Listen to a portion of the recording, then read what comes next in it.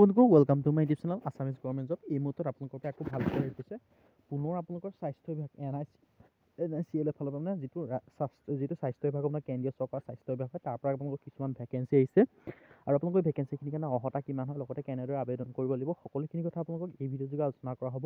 লগতে আপোনালোকে যদি ভিডিঅ'টো যদি ভাল পায় সেইটো লাইক কৰিব, লগতে চেনেলটো ছাবস্ক্ৰাইব কৰি দিব। এনেকুৱা ভিডিঅ'সমূহ প্ৰতিদিনে পাই থাকিব বাবে আহক আজি ভিডিঅ'টো আৰম্ভ কৰোঁ। আপোনালোকৰ স্বাস্থ্য বিভাগৰ পৰা কি ভেকেঞ্চি আছে মই আপোনালোকক জনাই দিম। প্ৰথমে ভিডিঅ'টো শেষলৈকে চাই থাকিব। দেখিব পাইছে NICL ৰিক্ৰুটমেণ্ট 2024 আপোনালোকৰ এই ভেকেঞ্চিটো আহিছে 10 জানুৱাৰী তাৰিখে, মানে আপোনালোকৰ আজি আপোনালোকৰ এডভাৰটাইজমেণ্টটো ওলাই আহিছে। ইয়াৰ কাৰণে 274টা এডমিনিষ্ট্ৰেটিভ অফিচাৰৰ ভেকেঞ্চি আহিছে।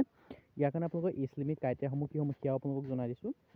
সেই দেখিব পাইছে national insurance company limited has recently announce the employment notification.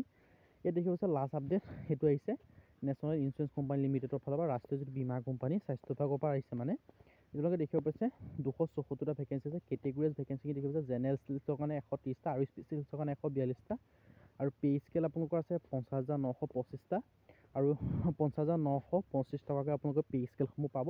লগতে এজ লিমিট চেলাৰী সম্পৰ্কেও মই আপোনালোক জনাইছোঁ। এজ লিমিট দিছে 21 পৰা 30 বছৰ। লগতে আপোনালোকে ইয়াত আপোনালোকৰ এজ ৰিলেক্সেশ্যনো পাব। যিসমূহ SC কেণ্ডিডেট হয় তেওঁলোকে 35 বছৰলৈকে, বাকী OBC সমূহ 33 বছৰলৈকে আৰু এক্স ছাৰ্ভিচমেন 33 বছৰলৈকে, আৰু যিসমূহ PWD কেণ্ডিডেট হয় তেওঁলোকে 40 বছৰলৈকে আপোনালোকে এই ভেকেঞ্চিৰ কাৰণে আবেদন কৰিব পাৰিব।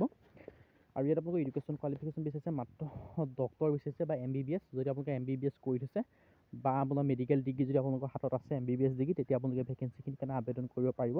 আজি ভিডিঅ' ইমানে। যদি ভিডিঅ' ভাল পালে লাইক কৰিব, লগতে চেনেলটো ছাবস্ক্ৰাইব কৰি দিব এনেকুৱা ভিডিঅ'সমূহ পাই থাকিব বাবে। আৰু আপোনালোকক এটা কথা কৈ দিছোঁ, যিসমূহে আপোনালোকৰ BCom যদি MCom কৰিছে তেতিয়াও আবেদন কৰিব পাৰিব উল্লেখ কৰা হৈছে। আপোনালোকৰ যদি BCom MCom যদি কৰি থৈছে তেতিয়াও আবেদন কৰিব পাৰিব সেই উল্লেখ কৰা হৈছে। তাকে 55% মাৰ্ক লাগিব আপোনালোকৰ SC ST আৰু OBC কাৰণে 60% মাৰ্ক লাগিব। যদি আপোনালোকৰ BCom বা MCom কৰি থৈ দিছে তেতিয়াও আপোনালোকে আবেদনসমূহ কৰিব পাৰিব। আৰু আবেদন কৰিবলৈ যিটো NICL অফিচিয়েল ৱেবছাইটত গৈ আপোনালোকে আবেদনসমূহ কৰি ল'ব পাৰে। আজি ভিডিঅ' ইমানে। যদি ভিডিঅ' ভাল পালে লাইক কৰিব, যদি ভিডিঅ' ভাল পালে লাইক কৰিব, লগতে চেনেলটো ছাবস্ক্ৰাইব কৰি দিব কাৰণে ভিডিঅ'সমূহ পাই থাকিব। আজিলৈ পুনৰ ভিডিঅ'ত লগ পাম।